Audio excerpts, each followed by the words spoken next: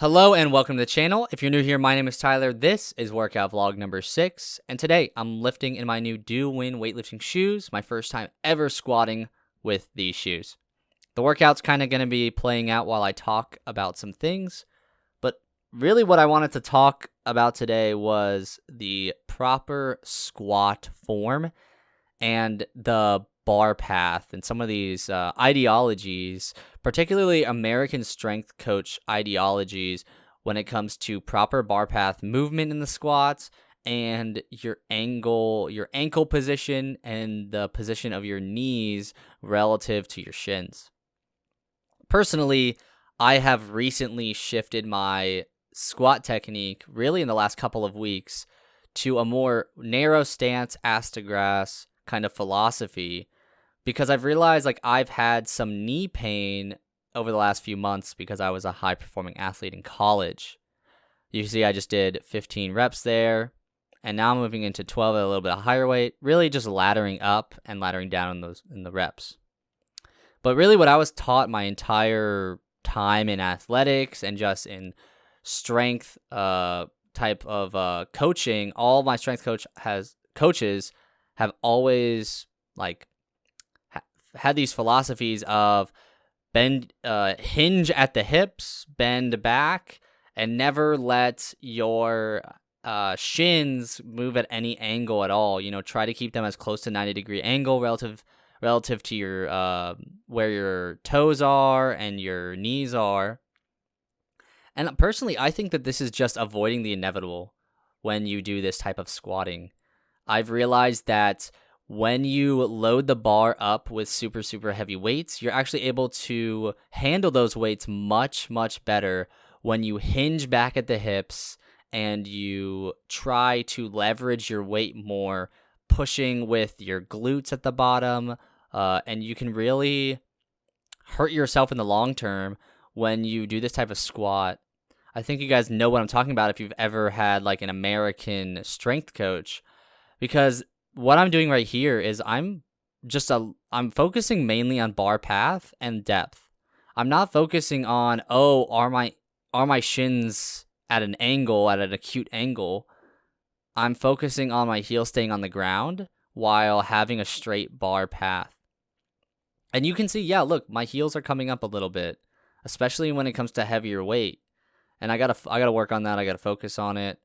But I think that this type of movement you're not going to automatically get rid of whatever knee pain you have, your patellar tendonitis if you have that. But I think this is strengthening your knees and humbling you to weight that you can handle, right? I can squat 400 pounds right now, hinge at the hips, and just get that rep done. But it's not going to help my knees at all. And one day I'm going to hinge wrong or whatever, and my knees are going to blow out because I didn't squat properly. I just loaded up the weight and handled it the best way that I could. This is 320 pounds, and you can see I'm just trying to control it while keeping my knees just outwards and not buckling. You can see my legs kind of come in a little bit there, but I felt comfortable. I didn't feel like they were buckling too bad, but it was a little tiny bit there. So I'm going to work on that, and that might have to do with my toe positioning as well and just my positioning setting up the bar. So that was the heaviest I went on squat, and then I hit some RDLs and some other things as well, mainly just hamstring exercises today, to be honest.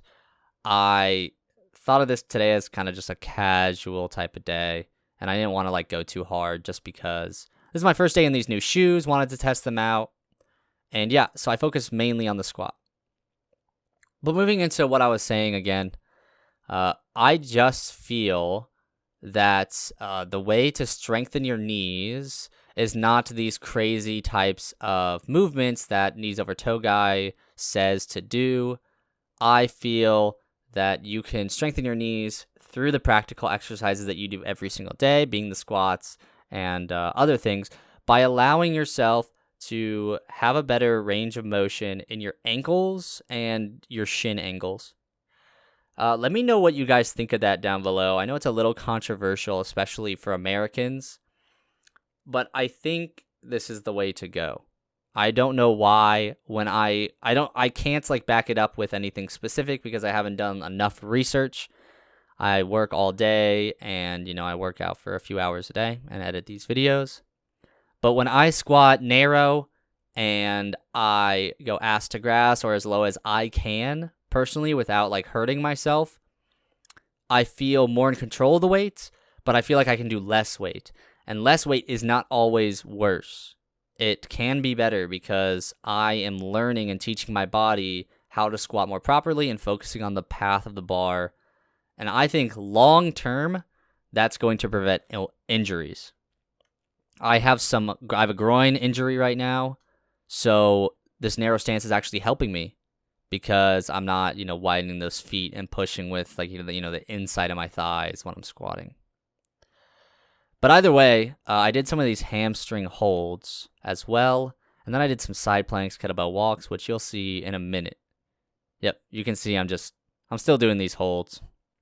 But yeah, let me know down below what you guys think. What do you think of this philosophy? Do you think American strength coaches have it wrong? Do you think that this is just the type of coaching that I've received and it's not an American thing? Definitely let me know. I'm learning a lot right now, and that's why I'm doing these vlogs. I want to come back to these in a couple of years and see how my philosophies, opinions have changed or stay the same and what I've learned. So yeah, this kettlebell walk, I always do. Switch hands around 50 meters. And I walk back, not too fast, not too slow, and I try to stay upright. And then I did some side planks as well after these, which I sped up a lot. I spent about 5 minutes doing side planks just straight, kind of on my phone as well.